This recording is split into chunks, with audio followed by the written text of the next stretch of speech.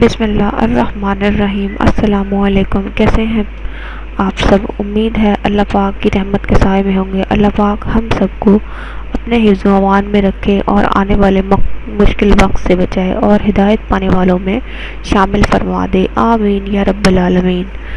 آج جو وظیفہ میں آپ کے لیے لے کر آئی ہوں بہت ہی کارآمد اور مجرب ہے، اور کسی بھی مقدمے کی کامیابی کے لیے، امتحانوں میں کامیابی کے لیے، کسی بھی قسم کی کامیابی کا وظیفہ ہے۔ کامیابی کے لیے، کسی بیماری میں کرو، بیماری سے صحتیاب ہونے کے لیے، کسی بھی مقصد کے لیے آپ نے اس وظیفے کو کرنا ہے، انشاءاللہ تعالی ضرور کامیابی ہوگی۔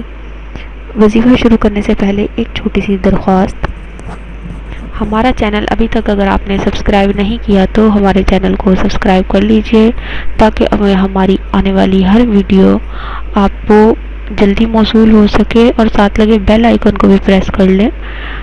اس کے علاوہ ہماری ویڈیو کو لائک اور شیئر ضرور کریں، شیئر خاص طور پہ ضرور کریں، کیونکہ آپ کے شیئر کرنے سے کسی اور کی پریشانی بھی حل ہوگی، جو کہ نیکی کا ذریعہ جو انسان بنتا ہے وہ صدقہ جاریہ اس کے لیے ہو جاتی ہے وہ نیکی۔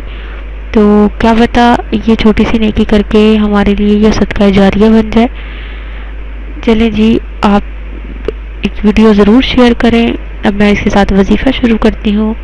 آپ نے پڑھنا ہے یا وہابو، یا وہابو۔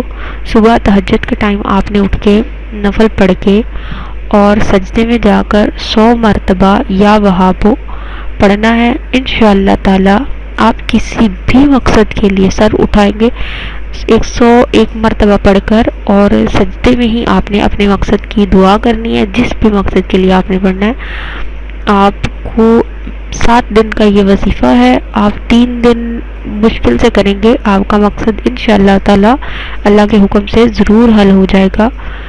کوئی بھی وظیفہ یقین کامل کے ساتھ کریں اور نمازوں کی پابندی کریں، انشاءاللہ تعالی وظیفہ اثر ضرور کرے گا۔ شک جو ہے وہ عمل کو ضائع کر دیتا ہے، اسی لیے اپنے کسی بھی عمل میں شک کو جگہ نہیں دینی۔ اسی ویڈیو کو میں یہیں ختم کروں گی، اگلی ویڈیو کے ساتھ حاضر ہوں گی، تب تک کے لیے اللہ حافظ۔